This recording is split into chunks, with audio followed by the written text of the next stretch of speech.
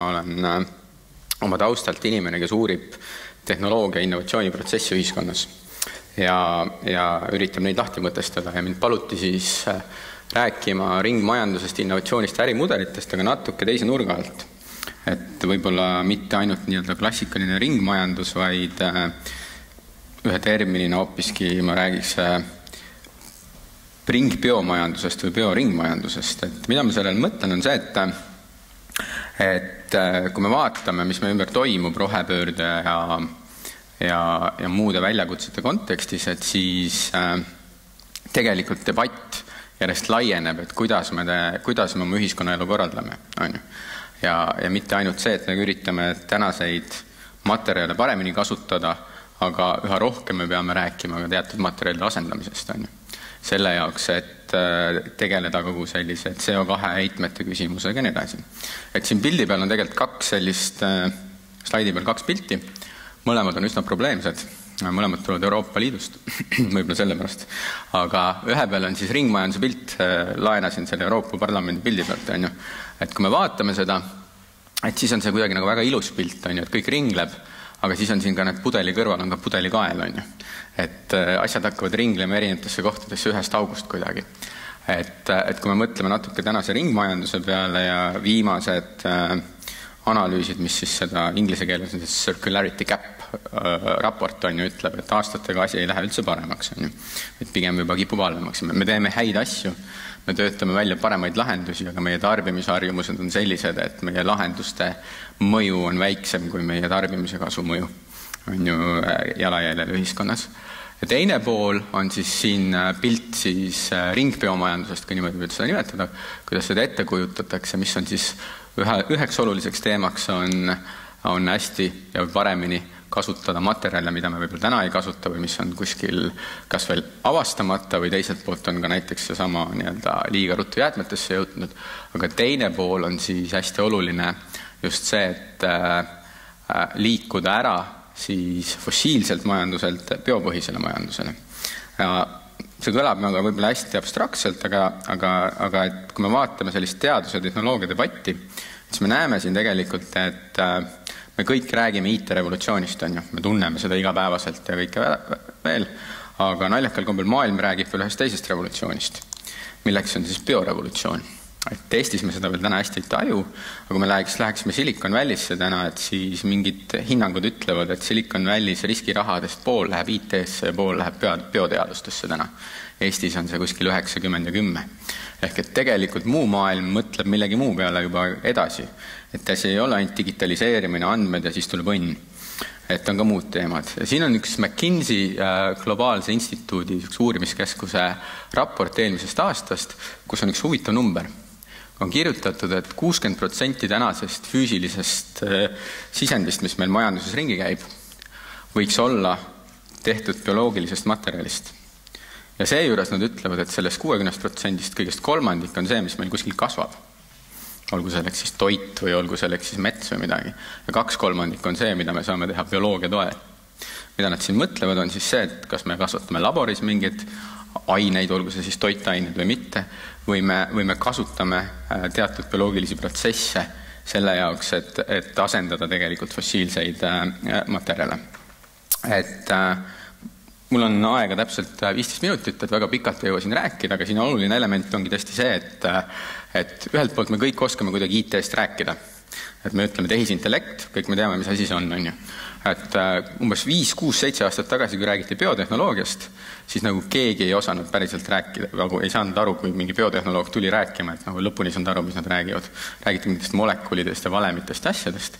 Tänaseks päevaks on biotehnoloogia valdkonnana ise niivõrd palju küpsemaks saanud, et kui keegi tuleb ja ütleb, et hakkame rakku programmeerima, siis me enam kujutame ette, mida nad mõtlevad. Et see valdkond on ise küpsemaks saanud ja väga paljud tehnoloogiad on valmis.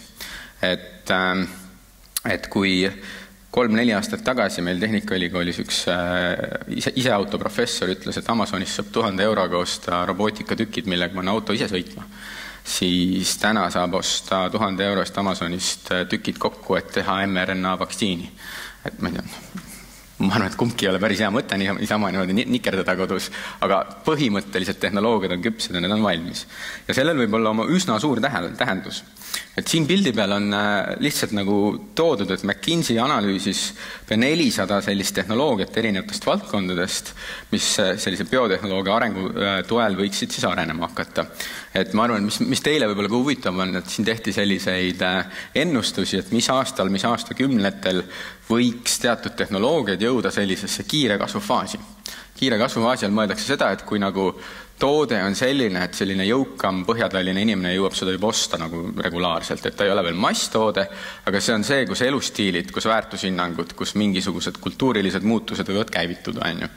Et mis meil siin huvi pakuvad võib-olla on siis see, et toidu osas, aga sellest kuulete pärast hiljem, et me räägime siin on ju taimepõhistest proteiinidest, liha kasvatamisest laboris on ju 20-30 aasta asi, uued materjalid, näiteks biopolümeerid, plaapett ja muud asjad, need asjad, mis võiksid mingi 20 aasta jooksul saavutada.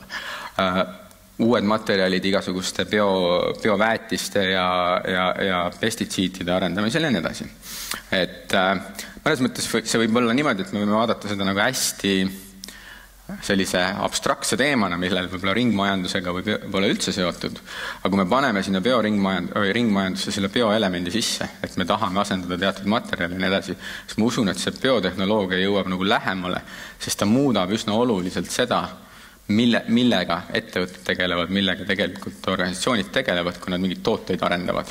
Et kui esimene lihtne järeldus võib olla, et kui me võtame näiteks jäätmed, on ju, et siis biojäätmete osakaal kipub kasvama ja biojäätmed muutuvad järjest rohkem keeruliseks ja nendega peab nagu järjest rohkem nii-öelda võib-olla ettevaatlikumalt toimetama. Samal ajal nad võivad anda ka täiesti uusi võimalusi. Nüüd ma ise mõtlesin selle peale, et kui me nüüd ikkagi vaatame seda tulevikku, et tulevik on sinna biopoole liikumine, ringmajandust peame oluliseks, et mis on sellised tänased väljakutsed, on ju. Ja ma kirjeldasin seda või üritasin seda kuidagi sõnastada selliste keeruliste mõtetena, mis peaksid seda nagu probleemi või väljakutset edasi andma.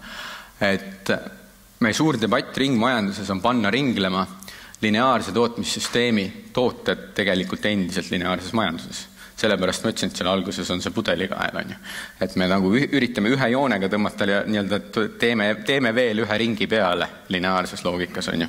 Ja me ei ole nagu võib-olla lõpuni seda asja läbi mõelnud, et kas meil on mingisugust laiemat süsteemi muutust vaja. Et seda, ma arvan, iseloomustab endiselt kõige rohkem kogu selline debatt, ütleme, prügi sorteerimise ja kõige selles osas. Et ma ise olen aasta aega Jaapanis elanud.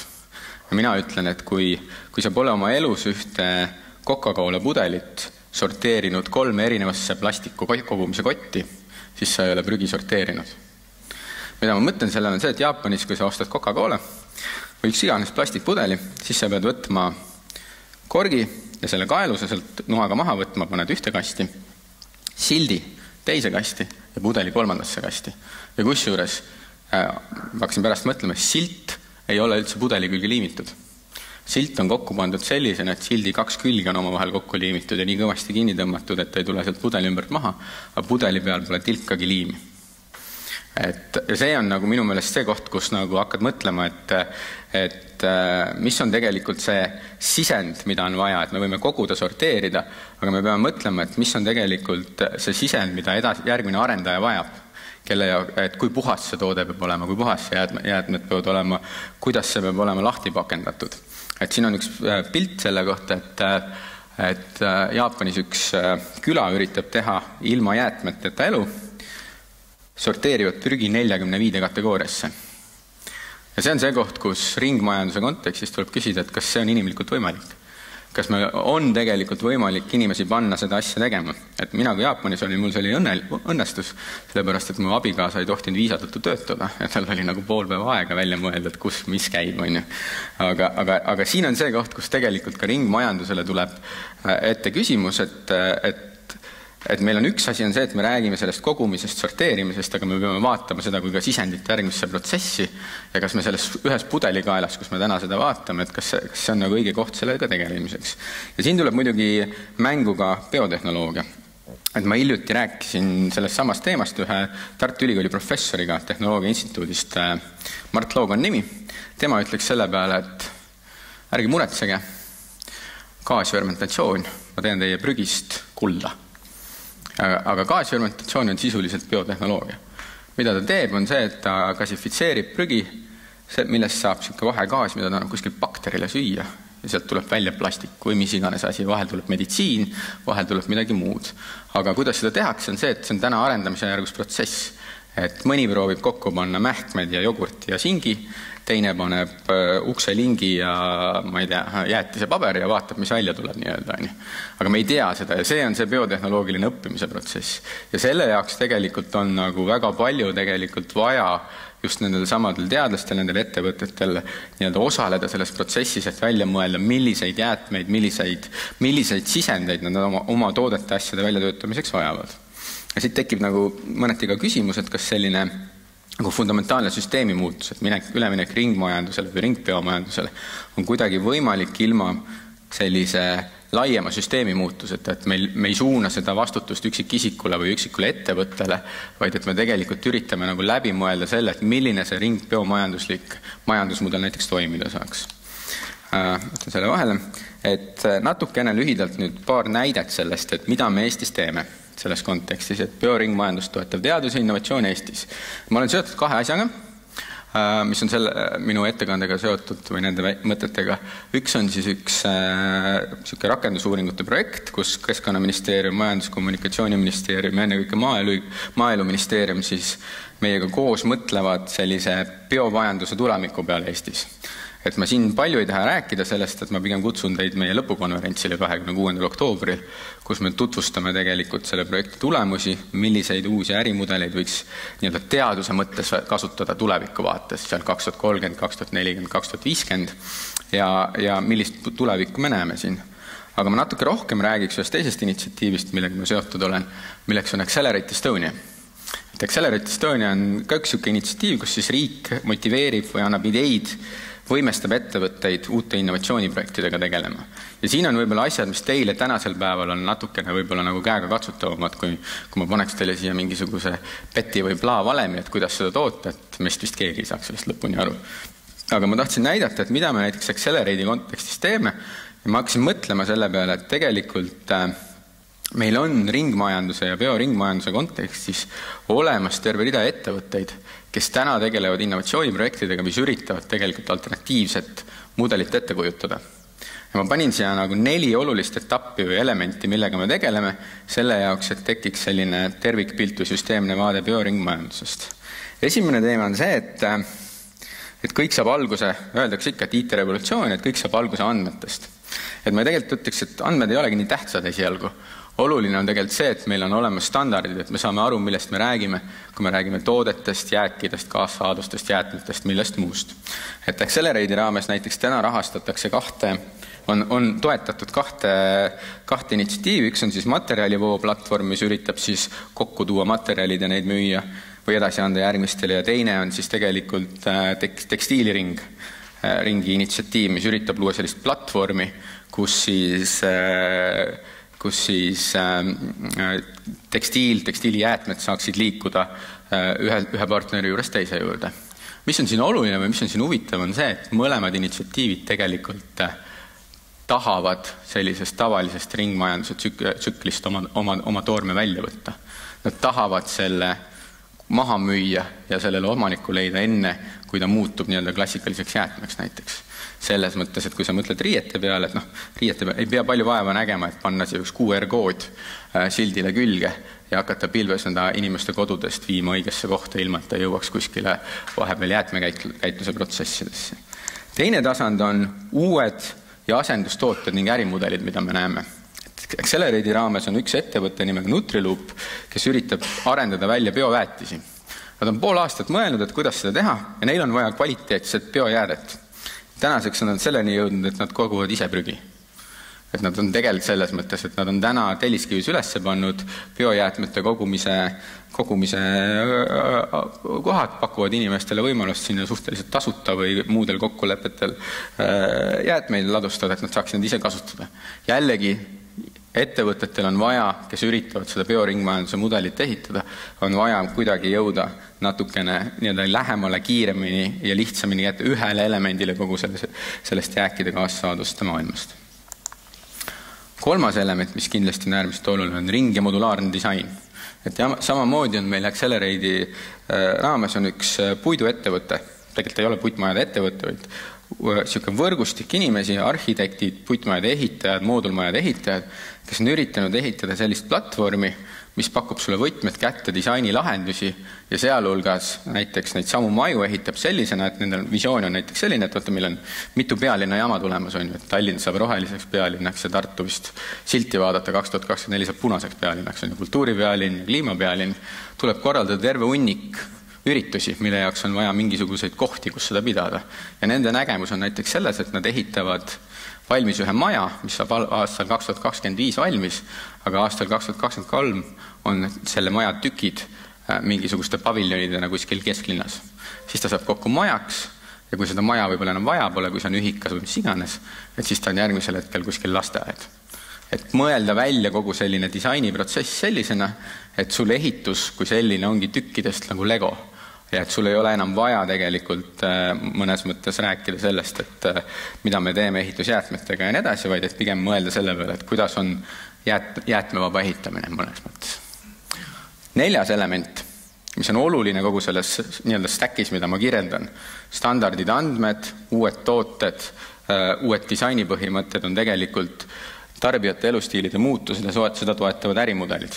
Et ma ei tea, kas te olete tähele pannud, aga siin on, kui te läheks, ma ei tea, tõenäoliselt ei sattu, on ju, aga kui te lähete Hollandi IKEA koduleheküljele, siis IKEA ütleb seal, et kuule, et ära osta, rendi mu mööblit. Kui te lähete UK veebilehele, IKEA veebilehele, ütleb, kuule, et ma ostan sealt mööbli tagasi.